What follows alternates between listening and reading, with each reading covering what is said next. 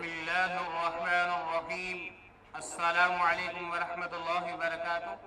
آپ دیکھ رہے ہو لمحہ قرآن ون یوٹیوب چینل۔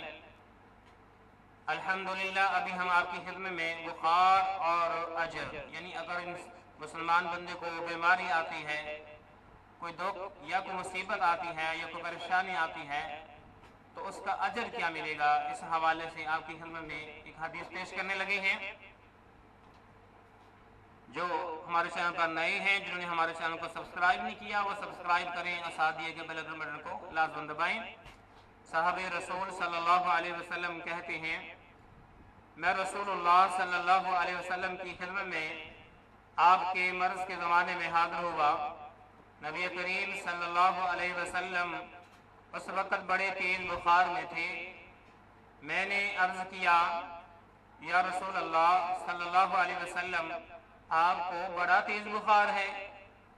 میں نے یہ بھی کہا کہ یہ بخار آپ کو اس لیے اتنا تیز ہے کہ آپ کا ثواب بھی دگنا ہے۔ آپ صلی اللہ علیہ وسلم نے فرمایا کہ ہاں، جو مسلمان کسی بھی تکلیف میں گرفتار ہوتا ہے تو اللہ تعالیٰ اس کی وجہ سے اس کے گناہ اس طرح جھاڑ دیتا ہے جیسے درخت کے پتے جھڑ جاتے ہیں۔ صحیح بخاری 5647 اس کا نمبر۔